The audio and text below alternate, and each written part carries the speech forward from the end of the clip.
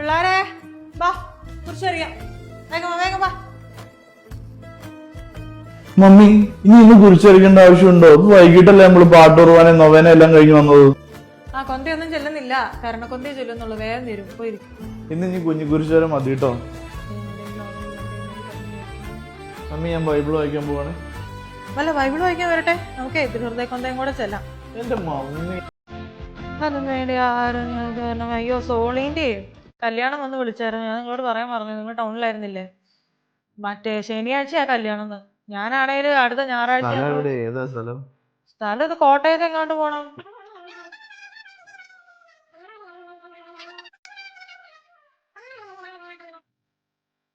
അതല്ലെന്നേ, ഞാൻ തിങ്കളാഴ്ച കല്യാണം എന്ന് വിചാരിച്ചോണ്ട് ഞാൻ ബ്ലൗസ് താമസിച്ചു പോയില്ലേ. ഇനിയിപ്പോ അതെപ്പോ കിട്ടാനാ?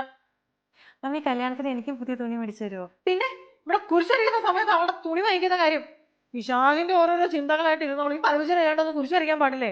നമുക്ക് തുണി വേണം, തുണി വേണം, ഇതൊക്കെ പിന്നെ പറയാൻ പാടില്ല. ഈ കാര്യങ്ങളെല്ലാം കുരിശടിക്കുന്ന നിനക്ക് ഇതെല്ലാം പറയണം. ഒന്നിരിക്കേ. ദാനപുത്രന് പരിശുദ്ധാത്മാവിന്റെ സ്ഥിതി.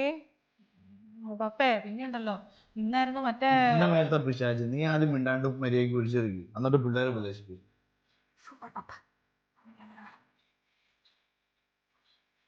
വിശുദ്ധ പൗലോസ്ലീഹ കുറെ ഇന്ത്യക്കാർക്ക് എഴുതിയ ലേഖനം. ഇന്ത്യക്കാർക്കും പാകിസ്ഥാൻകാർക്കും എല്ലാവർക്കും എഴുതിക്കൊണ്ടിരുന്നു. എന്നതടിയനും മലയാളം പോലും വായിക്കാൻ അറിയാൻ പാടാണ്ടാണ് നീ ബൈബിൾ കൊടുത്തേക്ക്. കൊച്ചു വായിച്ചോളൂ. എടാ നീ ഇല്ലേ വേറെ ഏതെങ്കിലും ഒരു ലേഖനം വായിച്ചു? വിശുദ്ധ പൗലോസ്ലീഹ ഫിലിപ്പീൻസുകാർക്ക് എഴുതിയ ലേഖനം. ഫിലിപ്പീൻസിന് മാത്രമല്ല, മലേഷ്യക്കാർക്കും വിയറ്റ്നാംകാർക്കും എല്ലാവർക്കും കൂടെ എഴുതിയ സുവിശേഷ. വേറെ ആർക്കും ബൈബിൾ വായിക്കാൻ കൊടുക്കുക.